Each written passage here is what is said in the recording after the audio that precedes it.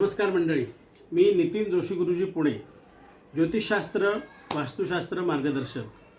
आपल्याला जीवन सुखकर व्हावं, सुलभ व्हावं म्हणून मी छोटे छोटे उपाय घेऊन येत असतो, जेणेकरून सर्वांना अनेक प्रकारची कष्ट दूर व्हावीत आणि जीवन सुलभ व्हावं.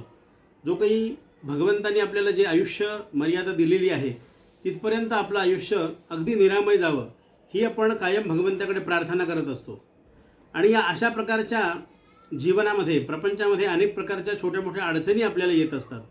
ह्या अडचणी दूर करण्यासाठी आपल्या ऋषीजनांनी शास्त्रींनी शास्त्रमर्यादेमध्ये काही उपाय आपल्याला सांगून ठेवलेले आहेत. काही वेळा काय होतं, ह्या छोट्या छोट्या उपायांकडे आपलं दुर्लक्ष होतं किंवा अज्ञानवश किंवा या कलिकालाचा प्रभाव म्हणून ते आपल्यापर्यंत पोहोचत नाहीत. पोहोचले तर आपल्याला त्यावर विश्वास वाटत नाही आणि विश्वास वाटला तर काही परिस्थिती अशी येते, प्रतिकूलता निर्माण होते आणि आपल्याकडून ते उपाय घडत नाहीत. परिणामतः जे आपलं नियतीने दुःख आपल्याला जे दिलेलं आहे आणि तेच दुःख आपलं सतत चालू राहतं. आता या धनत्रयोदशीचा जो 10 तारखेला पर्वकाळ आलेला आहे, या पर्वकाळामध्ये काही विशेष अशी गोष्ट करायला सांगितली आहे की जिने आपल्याला भरपूर लाभ होतो. भरपूर म्हणजे हा संख्येत मोजून येण्यासारखा नाही, म्हणून भरपूर हा शब्द वापरला. जसं प्रत्येकाच्या घरामध्ये अनेक प्रकारचे छोटे छोटे गोष्टी चालू असतात. कोणाची कर्ज प्रकरणं असतात, कोणाला काय वेगवेगळ्या प्रकारची प्रत्येकाला काहीतरी उपाधी भगवंतांनी चिटकवून दिलेली असते. कर्मानुसार ते आपल्याला लाभते. तर अशा प्रकारचे जे काही गोष्टी असतात, म्हणजे दुर्दैवाने एखाद्या घरामध्ये अनेक प्रकारे सारखे आजारपणा असतात. ही दूर कशी करावी याविषयी आपल्याकडे काही आहे का? तर आपल्याकडे अशा भरपूर प्रकारच्या उपासना असतात. काही आपण स्वतः करायचे असतात, काही छोटेसे उपाय असतात, काही गुरुजी ब्राह्मण शास्त्री यांच्याकडून करून घ्यायचे असतात. परंतु काही अल्पखर्चिक किंवा काहीच खर्च नसलेली घरातल्या सामुग्रीने करता येणारी उपाययोजना पण असते. याकडे आपण विशेष लक्ष दिलं गेलं पाहिजे. आणि समाजातून चालताना या कलिकालामध्ये अनेक प्रकारची लोक नकारात्मक वातावरण धर्माविषयी निर्माण करीत असतात. ते आपल्याला खोडून काढून सनातन व्यवस्था, सनातन धर्म शास्त्रीयदृष्ट्या किती प्रबळ आहे आणि किती उत्तमपैकी याच्यामध्ये आपल्याला आरोग्यासाठी उपाय सांगितलेले आहेत हे आपल्याला माहीत असणं फार आवश्यक आहे. आपल्याकडे यम नावाची देवता आहे. यम सर्वांना माहिती आहे. यमाचं नाव घेतलं की सर्वजण घाबरतात. का? तो काल आहे. काल म्हणजे मृत्यू आहे. तो म्हणजे प्रत्येक अंतसमयी, जीवाच्या अंतसमयी प्राणोत्क्रमण होतं त्यावेळी तो प्राण घेऊन जाणारा हा प्रत्यक्ष यम आहे. तो कालदंड आहे. म्हणजे काय? कालवशामध्ये जो मनुष्य गेला त्याला त्याच्या कर्माप्रमाणे दंड देण्याचा अधिकार त्याच्याकडे आहे. आणि त्याच्याकडे शाम आणि शबल नावाची 2 कुत्री त्या यमदेवतेकडे आहे.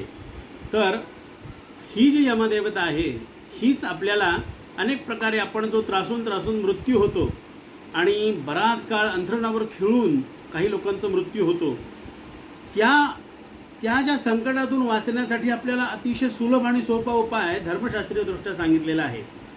त्याकरता काय सांगितलं आहे आपल्याला? एक घरामध्येच आपल्याला एक उपाय करायचा आहे. कुठल्या दिवशी करायचा आहे? दिवाळीच्या पर्वकाळातच करायचा आहे. धनत्रयोदशीच्या दिवशी, बरं का. धनत्रयोदशीच्या दिवशी धनाचं पूजन झाल्यानंतर सूर्यास्ताचे समयानंतर, म्हणजे तो जो संधी काळ आहे साधारण 6:30 ते 7च्या नंतर हा विषय करायचा आहे. कसा करायचा? आपल्याला काय घ्यायची आहे? कणिक घ्यायची आहे, म्हणजे गव्हाचं पीठ घ्यायचं आहे.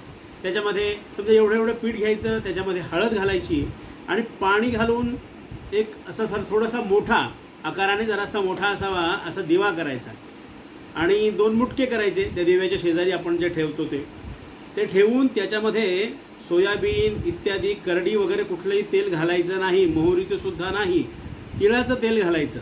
आणि ते तिळाचं तेल घातल्यानंतर आपल्याला काय करायचं? तो दिवा दाराच्या बाहेर, आपल्या घराच्या बाहेर अंगणामध्ये लावायचा आहे.